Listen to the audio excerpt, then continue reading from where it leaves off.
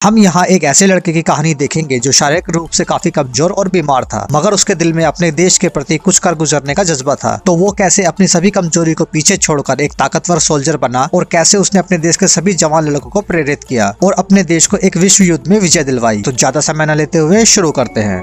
कहानी शुरू होती है दूसरे विश्व युद्ध से, जहां जर्मनी के हिटलर और मित्र राष्ट्र के बीच एक जबरदस्त युद्ध चल रहा था। एक दिन हिटलर की मुलाकात जॉन स्मिथ नाम के एक जर्मन वैज्ञानिक से होती है। हिटलर और स्मिथ की विचारधारा एक जैसी थी, दोनों ही दुनिया पर राज करना चाहते थे। हिटलर स्मिथ की खासियत को देखकर उसे अपने साथ शामिल कर लेता है। जॉन स्मिथ हिटलर के छत्र छाया में एक नया संगठन बनाता है जिसका नाम हाइड्रा होता है। हाइड्रा का काम जर्मन सेना के लिए हथियार बनाने का होता है ताकि वह युद्ध जीत सके। जॉन स्मिथ को साइंस और टेक्नोलॉजी के साथ साथ जादू और माइथोलॉजी में भी यकीन था। वह मानता था कि इस दुनिया में कुछ ऐसी दैवीय शक्तियां मौजूद है जिनका देवताओं ने कभी न कभी इस्तेमाल किया था और वह इन शक्तियों को हासिल करना चाहता था। इसलिए वह नॉर्स माइथोलॉजी का अध्ययन करता है जिससे उसे टेसरेट क्यूब के बारे में पता चलता है। टेसरेट क्यूब एक शक्तिशाली इन्फिनिटी स्टोन है। जॉन स्मिथ अच्छी तरह जानता था कि ऐसी शक्तियों को सिर्फ ताकतवर लोग ही इस्तेमाल कर सकते हैं, इसलिए वह पहले खुद को ताकतवर बनाना चाहता था। जॉन स्मिथ ने सन 1940 में अब्राहम अरिस्कन नाम के एक साइंटिस्ट को किडनैप कर लिया था। डॉक्टर अब्राहम अरिस्कन ने एक ऐसा सीरम बनाया था जो किसी भी इंसान को शारीरिक और मानसिक रूप से बहुत शक्तिशाली बना सकता था, मगर वह सीरम अभी तक परफेक्ट नहीं बना था। लेकिन जॉन स्मिथ ने वह सीरम डॉक्टर एरिस्कन से छीन लिया और अपने शरीर में इंजेक्ट कर लिया। इससे स्मिथ को ताकत तो मिल गई, मगर साथ ही वह इसके साइड इफेक्ट का शिकार हो गया, जिससे उसका चेहरा खराब हो गया और फिर उसे एक नया नाम मिला, रेड स्कल। अपने इस खराब चेहरे को छुपाने के लिए जॉन स्मिथ अपने चेहरे की तरह एक मास्क लगाना शुरू कर दिया। सन 1942 में स्मिथ को एक ऐसी जगह का पता चलता है जहां एक आदमी ने उस टेसरेट क्यूब को छुपा कर रखा था। वह वहां जाता है और अपनी चालाकी से क्यूब को ढूंढकर उसे हासिल कर लेता है। वहीं दूसरी तरफ सन 1943 में जब विश्व युद्ध अपने पूरे जोरों पर था, तब वहां न्यूयॉर्क में स्टीव रॉजर्स नाम का एक लड़का था जो आर्मी में जाना चाहता था, मगर वह आर्मी के लिए काफी कमजोर और बीमार था। फिर भी वह आर्मी के लिए टेस्ट देता है, लेकिन उसे उसकी कमजोरी के चलते उसे फेल कर दिया जाता है। लेकिन स्टीव रॉजर्स बहुत बड़ा देशभक्त था। वह किसी भी तरह आर्मी ज्वाइन करना चाहता था और अपने देश के लिए लड़ना चाहता था, इसलिए उसने कई बार अलग अलग नाम और जगह से टेस्ट दिया, लेकिन हर बार उसे फेल कर दिया जाता था। मगर इन सब के बाद भी उसकी देशभक्ति कम नहीं हुई थी। ऐसे में जब वह एक बार अपने दोस्त बकी बार्न्स से इस बारे में बात कर रहा होता है, तभी डॉक्टर एरिस्कन उसकी सारी बात सुन लेते हैं। डॉक्टर अब्राहम एरिस्कन, जो अब यूएस गवर्नमेंट के लिए काम कर रहा था, उसने स्टीव रॉजर्स की देशभक्ति को देखकर उसे आर्मी के लिए पास करवा दिया। डॉक्टर एरिस्कन का वो सीरम जिससे जॉन स्मिथ को पावर मिली थी, अब वह पूरी तरह परफेक्ट बन चुका था और डॉक्टर एरिस्कन को उस सीरम के लिए एक ऐसे आदमी की तलाश थी जो ईमानदार और देशभक्त हो, जो उस सीरम की ताकत का गलत इस्तेमाल ना करे। फिर आगे हमें एक मिलिट्री अड्डा दिखाया जाता है जहाँ पर चेस्टर फिलिप और पैगी कार्टर दोनों मौजूद होते हैं। वहाँ डॉक्टर एरिस्कन को अपने सीरम के लिए स्टीव रॉजर जैसे सोल्जर की तलाश होती है। फिर वे वहाँ मौजूद सैनिकों का एक टेस्ट लेते हैं। चेस्टर फिलिप एक नकली ग्रेनेड वहाँ फेंक देते हैं, जिससे बाकी सैनिक अपनी जान बचाकर भाग जाते हैं, मगर स्टीव सबको बचाने के लिए अपनी जान दांव पर लगा देता है। डॉक्टर एरिस्कन स्टीव की अच्छाई, मेहनत और हिम्मत को देखकर उसे यह सीरम देने का फैसला कर लेते हैं। और फिर दूसरी तरफ रेड स्कल, एक साइंटिस्ट जिसका नाम अर्मिन जोला होता है, उसके साथ मिलकर एक ऐसी मशीन बना लेता है जो टेसरेट क्यूब की पावर को स्टोर कर सकती थी, और उन्होंने उस पावर का इस्तेमाल अपने हथियारों में किया, जिससे उनके हथियार और भी ज्यादा खतरनाक हो गए। फिर जॉन स्मिथ ने अपने संगठन हाइड्रा को हिटलर से अलग कर लिया और हिटलर से बगावत कर दी, क्योंकि अब स्मिथ का लक्ष्य हिटलर के लक्ष्य से बड़ा हो गया था। अब वह इस ताकत के जरिए पूरे विश्व में राज करना चाहता था। जब रेड स्कल को यह पता चलता है कि डॉक्टर अब्राहम अरिस्कन न्यूयॉर्क में है और वह यूएस के सैनिकों को वह सीरम दे रहा है, तो वह डॉक्टर एरिस्कन को मारने के लिए हाइड्रा के कुछ लोगों को वहां भेज देता है। और इधर डॉक्टर एरिस्कन ने हॉवर्ड शाक के साथ मिलकर अपना एक्सपेरिमेंट शुरू किया, और जब स्टीव रॉजर्स की बॉडी में वो सीरम और वाइटारिस डाली गई, तब स्टीव एक कमजोर बच्चे से एक ताकतवर इंसान बन गया और उसके शरीर में मौजूद सभी बीमारियां खत्म हो गई, और अब स्टीव को एक सुपर सोल्जर की ताकत मिल गई थी। और इस एक्सपेरिमेंट के खत्म होते ही हाइड्रा के आदमी ने डॉक्टर एरिस्कन को मार दिया और सीरम की आखिरी बोतल लेकर वहां से भाग गया। स्टीव रॉजर्स ने अपनी नई ताकत के जरिए हाइड्रा के आदमी को पकड़ तो लेता है, मगर वह पूछताछ के डर से अपने मुंह में रखी साइनाइड की गोली खाकर सुसाइड कर लेता है, और उस सीरम की लास्ट बोतल भी टूटकर बिखर जाती है। स्टीव रॉजर्स अब पूरी तरह सुपर सोल्जर बन चुका था, मगर यूएस मिलिट्री को ऐसे एक नहीं बल्कि सुपर सोल्जर की पूरी फौज चाहिए थी, और डॉक्टर एरिस्कन और उनके सीरम के ना हो पाने की वजह से अब कोई सुपर सोल्जर नहीं बन सकता था, और आर्मी वाले स्टीव को छोड़कर चले जाते हैं ताकि यूएस के साइंटिस्ट स्टीव के ब्लड सैंपल से सीरम को दोबारा बनाने का कोई रास्ता निकाल सके। और जब तक यह सीरम दोबारा नहीं बन जाता, तब तक स्टीव को एक नया काम सौंपा जाता है। उसे एक नया नाम कैप्टन अमेरिका नाम देकर उसे वॉर बॉन्ड्स बेचने को कहा जाता है, ताकि दूसरे विश्व युद्ध के लिए अपनी सेना के लिए पैसा जुटाया जा सके। और धीरे धीरे स्टीव रॉजर्स कैप्टन अमेरिका के नाम से एक फेमस सेलिब्रिटी बन गया था। मगर अब स्टीव रॉजर्स को इस काम में रुचि नहीं थी। स्टीव रॉजर्स अब असली जंग में में उतरना चाहता था। एक बार जब स्टीव रॉजर्स इटली में एक स्टेज शो के लिए गया था तब उसे पता चलता है कि उसका दोस्त बकी बार्न्स जो MIA सोल्जर टीम में था वह स्मिथ को मारने के लिए उसके अड्डे पर गए थे, मगर वह टीम वहां से वापस नहीं आई। तब स्टीव अपने दोस्त बकी को ढूंढने के लिए अकेला ही हाइड्रा के अड्डे में घुस जाता है और वहां बकी के साथ साथ बाकी सैनिकों को छुड़वा लेता है। जब रेड स्कल अपनी फौज को कमजोर पड़ते देखता है तो वह खुद अपनी फैक्ट्री को बम से उड़ा देता है ताकि US मिलिट्री को उसके खुफिया हथियारों की जानकारी ना मिल सके। और फिर जब वहां से भागते हुए स्टीव का सामना रेड स्कल से होता है तब स्टीव को स्मिथ का पूरा चेहरा दिखता है। स्टीव रॉजर्स रेड स्कल को पकड़ना चाहता था मगर रेड स्कल अपने साइंटिस्ट अर्विन जोला के साथ वहां से भाग जाता है। कैप्टन अमेरिका अपने दोस्त बकी और बाकी सैनिकों को वापस अपनी मिलिट्री अड्डे पर ले आता है और स्टीव की इस बहादुरी से उसे मिलिट्री में शामिल कर लिया जाता है और उसे आर्मी में कैप्टन का पद दे दिया जाता है। स्टीव चेस्टर फिलिप और पैगी से कहता है कि जब वह हाइड्रा के अड्डे पर गया था तब उसने वहां एक मैप पर हाइड्रा के कुछ और फैक्ट्रियां देखी थी जिन पर वे हमला करने का प्लान बनाते हैं। फिर कैप्टन अमेरिका हावर्ड स्टार्क से एक नई शील्ड और यूनिफॉर्म लेकर जंग के लिए तैयार हो जाता है और फिर वह अपनी एक टीम बनाता है जिसमें उसका दोस्त बकी भी होता है। फिर वे सभी मिलकर एक के बाद एक हाइड्रा के सभी अड्डों पर हमला करना शुरू कर देते हैं और उन्हें तबाह कर देते हैं, जिससे जॉन स्मिथ यानी कि रेड स्कल बुरी तरह गुस्सा हो जाता है। और फिर जब एक बार कैप्टन को अर्विन जोला की लोकेशन का पता चलता है तब कैप्टन उसे पकड़ने के लिए अपनी टीम के साथ एक चलती हुई ट्रेन के ऊपर पहुंच जाता है। वहां जैसे तैसे कैप्टन की टीम अर्विन जोला को तो पकड़ लेती है मगर इस समय बकी ट्रेन से नीचे खाई में गिर जाता है। उसके बाद चेस्टर फिलिप डॉक्टर जोला से पूछताछ करते हैं तो उन्हें डॉक्टर जोला बताता है कि रेड स्कल अमेरिका के कई शहरों पर बम गिराने वाला है। और जब कैप्टन अमेरिका को इसके बारे में पता चलता है तब स्टीव अपने कई साथियों के साथ रेड स्कल के अड्डों पर हमला कर देता है और हमला करते हुए स्टीव उस अड्डे पर चला जाता है जहां रेड स्कल मौजूद होता है। रेड स्कल वहां अपने एक आखिरी और सबसे बड़े हमले की तैयारी कर रहा होता है। जब रेड स्कल को इसका पता चलता है तो वह एक बड़े प्लेन में बॉम्ब रखकर टेस्टेड क्यूब लेकर वहां से भागने की कोशिश करता है मगर कैप्टन उसका पीछा करता है और कैप्टन रेड स्कल के प्लेन में घुस जाता है और वहां कैप्टन और रेड स्कल के बीच एक फाइट होती है। जब दोनों लड़ रहे होते हैं तो उनकी लड़ाई में टेस्टेड का कंटेनर खराब हो जाता है और फिर जब रेड स्कल टेस्टेड क्यूब को हाथ में लेता है तब क्यूब के थ्रू एक पोर्टल खुलता है जिसमें रेड स्कल वॉर महल के थ्रू एक दूसरे प्लेनेट पर पहुंच जाता है। रेड स्कल के इरादे बहुत बुरे थे और उसने अपने बुरे इरादों को अंजाम देने के लिए टेस्टेड क्यूब का इस्तेमाल किया जिस कारण उसे एक श्राप मिला और वह वॉरबीर नाम के प्लेनेट पर अनंत काल के लिए फंस गया। रेड स्कल के गायब होने के बाद टेस्टेड क्यूब उस जहाज से नीचे गिर जाता है और अब कैप्टन अमेरिका बॉम्ब से भरे उस प्लेन में पूरी तरह अकेला था। उस प्लेन को किसी भी शहर में नहीं उतारा जा सकता था, इसलिए कैप्टन मासूम लोगों की जान बचाने के लिए उस प्लेन को आर्कटिक महासागर में क्रैश लैंडिंग करवा देता है जिससे वो प्लेन और न्यूक्लियर बॉम्ब दोनों बर्फ में दबकर बेकार हो जाते हैं और साथ ही कैप्टन अमेरिका भी प्लेन के साथ बर्फ में दब जाता है। उसके बाद US मिलिट्री और हावर्ड स्टार्क कैप्टन को ढूंढने की बहुत कोशिश करते हैं मगर उन्हें टेस्टेड क्यूब तो मिल जाती है मगर कैप्टन और उस प्लेन का कोई सुराग नहीं मिलता। फिर उस घटना के 66 साल बाद सन 2011 में कुछ वैज्ञानिकों को वह प्लेन मिल जाता है और जब वे उस प्लेन के अंदर जाते हैं तो वहाँ उन्हें कैप्टन की शील्ड और कैप्टन स्टीव रॉजर्स बर्फ में जमे मिलता है। इसमें कमाल की बात यह थी कि कैप्टन अमेरिका अभी तक मरा नहीं था, वह सुपर सोल्जर सीरम की वजह से जिंदा था और उसकी उम्र भी नहीं बढ़ी थी। कैप्टन अमेरिका को संभालने की जिम्मेदारी लेते हैं और वे कैप्टन को एक ऐसे माहौल में रखते हैं जो पूरी तरह 1940 का था ताकि जब स्टीव को होश आए तो वह नए माहौल को देखकर घबराए नहीं। लेकिन जब स्टीव को होश आता है तो वह समझ जाता है कि वहाँ कुछ गड़बड़ है और वह वहाँ से भाग जाता है। जब कैप्टन अमेरिका बाहर आता है तो वह पूरी तरह एक नई दुनिया को देखकर चौंक जाता है। तब वहाँ शील्ड के डायरेक्टर आते हैं और वह कैप्टन को बताते हैं कि तुम 70 साल से बेहोश थे। और मूवी के पोस्ट क्रेडिट सीन में निक फ्यूरी कैप्टन से मिलने आते हैं और कहते हैं कि दुनिया खतरे में है और उन्हें उसकी मदद की जरूरत है। फिर आगे हमें एवेंजर्स की कुछ झलकियां दिखाई जाती हैं और इसी के साथ मूवी यहीं खत्म हो जाती है। तो ये थी कहानी captain America the first Avenger की। अगर आपको कैप्टन की कहानी अच्छी लगी हो तो लाइक करें, शेयर करें एंड सब्सक्राइब करें। जल्दी मिलते हैं अपने अगली वीडियो में जहाँ पर हमारे सारे सभी सुपर हीरोज एक साथ मिलकर एक टीम में दुनिया को कैसे बचाएंगे। तब तक के लिए थैंक यू। जय हिंद, वंदे मातरम।